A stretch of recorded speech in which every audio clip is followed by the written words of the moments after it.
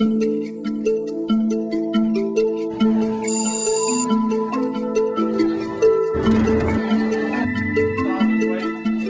day, you make decisions. What to wear, what to eat, where to sit at lunch. But some questions require more thought. Kyle is on the edge. Come on, Kyle, you do it. To jump or not. They're jumping off a ledge 30 feet high. The water is shallow, and if you don't jump out far enough, you could hit the rocks below. I've jumped off stuff this high before, this is just different.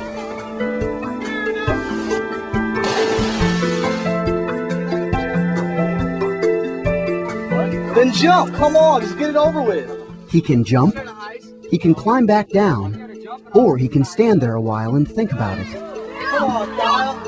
Do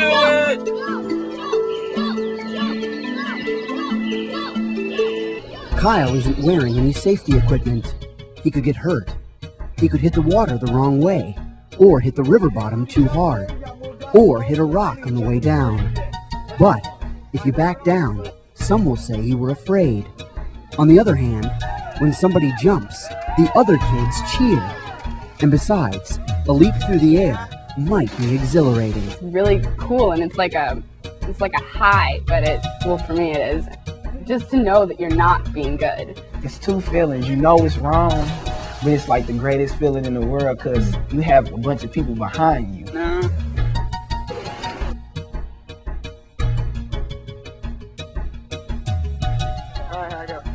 What's important to Kyle? Is he jumping because he wants to? Because it's fun? Or does he have another reason? Will Kyle jump? Every day of your lives, you make decisions, and every decision is influenced by a variety of factors. Lori faced a decision a lot of high school kids face. How far should you go to get ahead? To stay ahead in the face of intense competition. So this is our team at one of the championships when we're doing the pyramid here. Lori started competitive cheerleading as a sophomore in high school, and her team won 3rd place at nationals that first year. She was small, so they made her the flyer, the one thrown up into the air. It's like your little 5 minutes of fame. She loved it. But then, a girl smaller and 5 years younger started trying out for Lori's spot.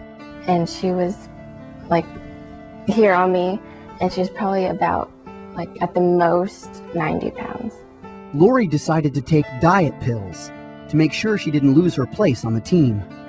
I took 2 of these every morning and then 2 again every afternoon. But those pills contained a stimulant, ephedra. I was dizzy, I felt sick to my stomach, thought I was going to throw up all the time.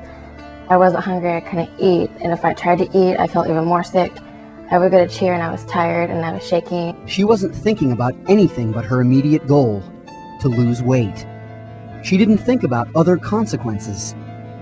It's the mistake a lot of people make.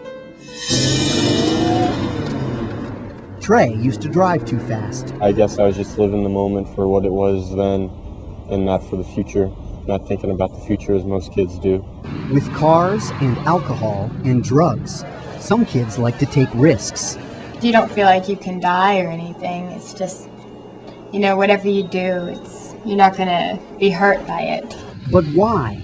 Why would Lori or anyone else take a chance with their life or their health?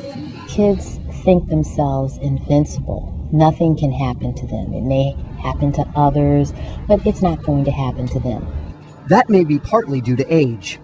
The part of the brain responsible for judgment and impulse control, called the prefrontal cortex, is still developing during the teenage years. The brain matures all the way up into adolescence and in some cases into young adulthood.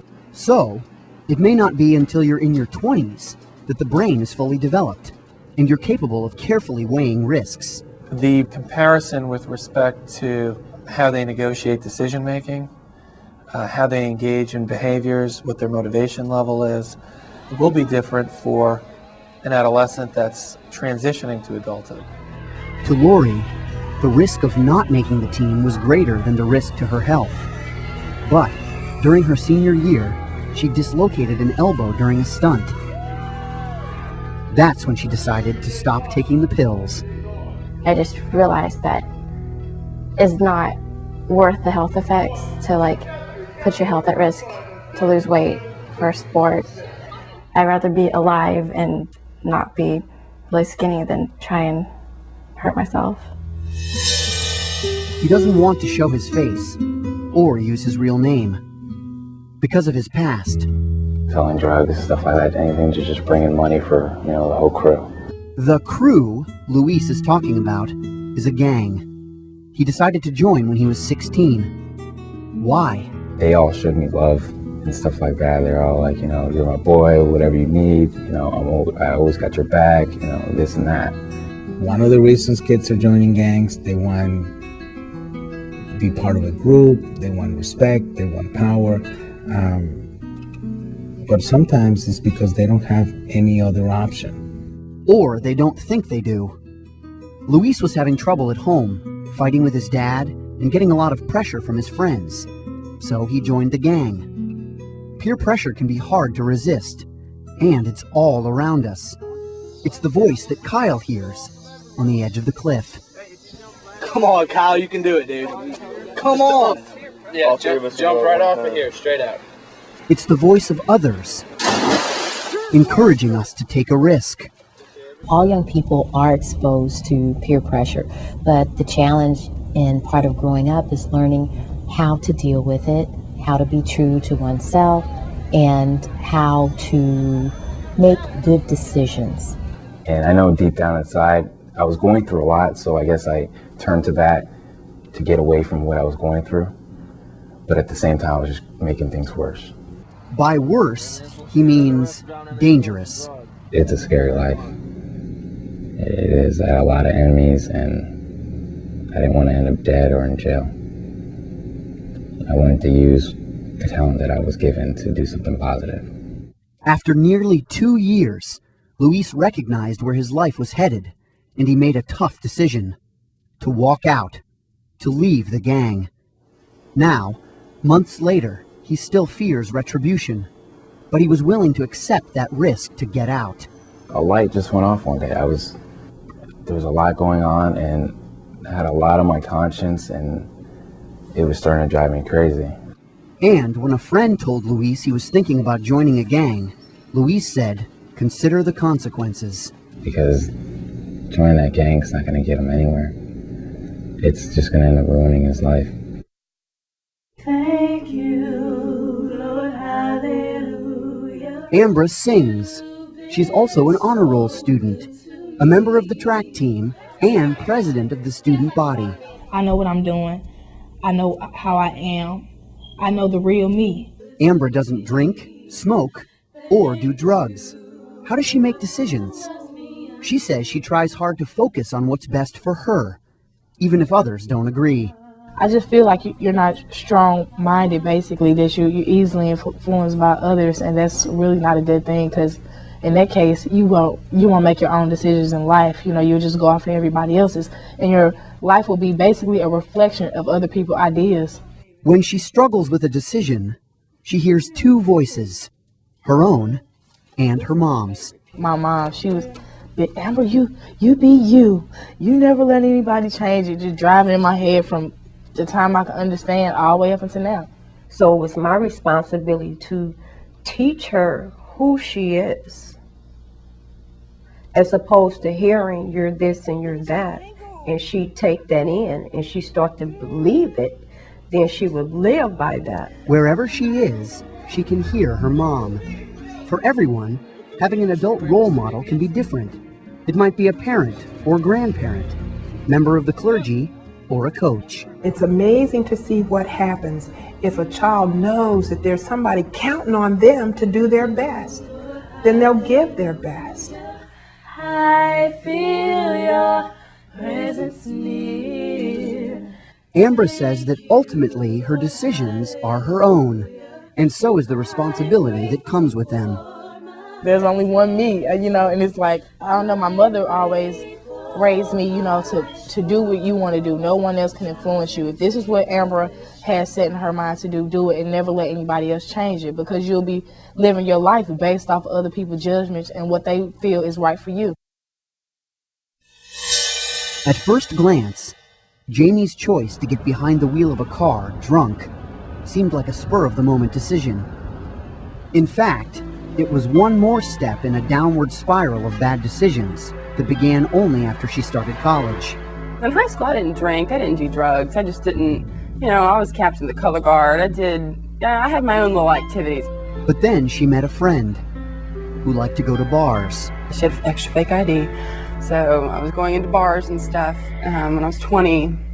But it's a cycle and it keeps going and it keeps building and it keeps getting more. You start drinking and then everything becomes a great idea. Jamie was breaking the law because she was too young to drink legally. Also, her blood alcohol level was 3 times the legal limit for an adult when she got behind the wheel to drive home that night. Making the right decision seemed like the furthest thing from Jamie's mind. What's scary and what's sad is it wasn't really any different from a lot of other nights. Jamie never made it home. She crashed her car into a cab, killing the driver and injuring his passengers. Now she's in prison, convicted of vehicular homicide. I had everything worked out, you know, every little step of the path, and man, I flushed that right down the toilet. It's hard to think about the future, about what might happen. It's even more difficult when you've been drinking.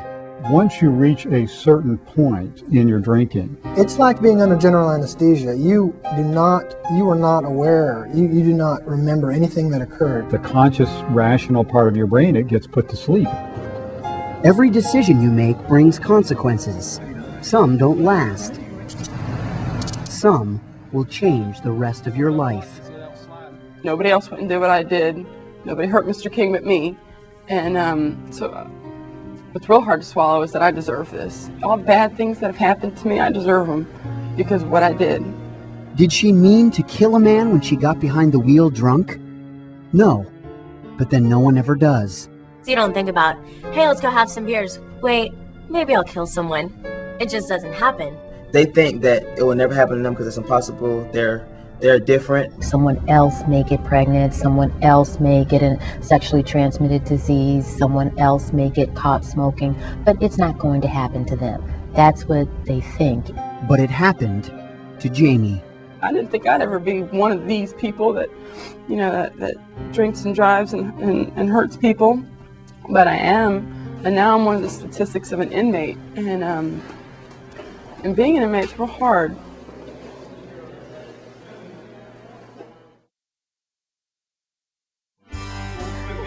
With so much going on in our lives, we're making decisions constantly, sometimes without even thinking about it. Sometimes, focusing on the end result can make a hard decision easier. We can also learn from a bad decision and make it right, like Lori. And Luis, leaving his gang, resisting the pressure to go along with the crowd. And some, like Ambra, have chosen a strong role model to guide them. No matter what the decision, make it with a clear head, unclouded by drugs or alcohol. Jamie learned that lesson too late, after a man died, after her life was put on hold. Now she has a new perspective on what happened that night. It didn't happen to me, I let it happen to me. And that's what people got to realize, is that you decide yourself if you're going to let it happen to you. Jump! Let's go. Kyle is still on the ledge, but he's made up his mind. Jump! Jump! Jump! Jump! Jump! Yeah!